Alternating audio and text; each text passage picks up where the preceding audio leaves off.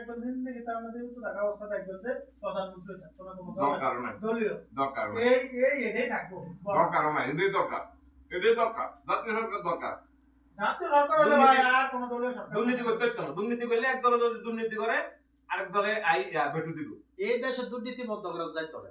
হ্যাঁ, যদি আমরা জাতীয় সরকার আরো কিছু যদি হয় না, দেশের দুর্নীতি বন্ধ করা যাইতে হবে। হয়তো হ্যাঁ জাতীয় সরকার হলে মিলেজুলি শুরু মিলে দিলে চলবো, ঠিক আছে, কিন্তু তবু কিছু কিছু খাতে আছে না, দেখবেন উন্নতি হয়, কিছু কিছু খাতে দেখবেন উন্নতি হইতেছে জাতীয় সরকার যদি। ভাই আমরা দলীয় চিন্তা করে লাভ নাই, আমরা হচ্ছে জনগণ, আমরা কথা হলো যেখানে উন্নতি, যেখানে ভালো হইব, যে পর্যায়ে ভালো হইব আমরা সেদিকে যাবো, সোজা কথা। হ্যাঁ হইলে হ্যাঁ, না হইলে না।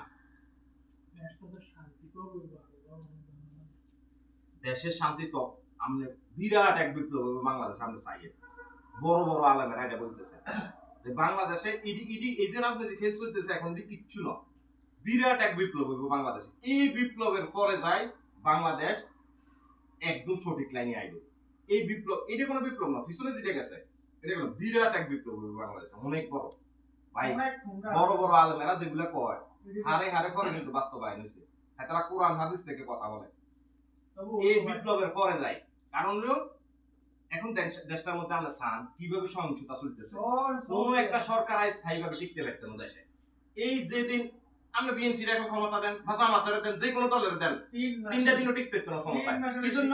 কারণ বাইরে যেভাবে প্রভাব মানে মানে উল্টাভাবে প্রভাব করতেছে বাংলাদেশে, এইভাবে সরকার টিকতো না।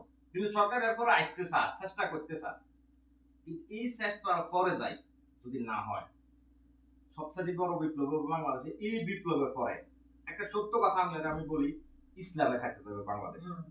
এবার তো কোন দল আইবে এটা খালি বেলি করে, ইসলামের হাতে যাবে বাংলাদেশ। ভাই আমার কথা চাইছে, আমার তো বুঝি না, আমার তো বুঝি না, অমুক বুঝি না, তমুক বুঝি না, সঠিক নিয়ম অনুযায়ী যেতে বাংলাদেশ চালাবে আমরা হেঁটে রে না, কোনো তুই এর দরকার কি? আপনার সঠিক বাংলাদেশ চালাইতে আর মধ্যে ইসলাম, কিন্তু ইসলামের তো আমরা সঠিক যে চালাবে হয়তো ঠিক আছে, ইসলাম আইবো না না ইসলাম এখানে একটা কথা আছে, না এখানে একটা কথা আছে, সঠিক যে চালাবে হ্যাঁ ঠিক আছে, কিন্তু আমরাও সঠিকটা বুঝতে হইব, আমরাও একঘেয়েমি না করি, সঠিকটা বুঝতে হইব, রিসার্চ করতে হইব প্রত্যেকটা দল লই। এখন প্রত্যেকটা দল যে আমি শুধু জামাত করলাম, আমি শুধু জামাত লই হরিতেন না, এই দল সেই দল ভালো খারাপ, কোন দলটা পার্সেন্টেজ একটু ভালো আগে আছে, আমি আরো দুনিয়া বাদ দেন আকারাতে আল্লাহ যে গেলেও তো আমি দরকার হলে 1% হইলো সেই দলটার প্রতি আগে, ঠিক আছে না?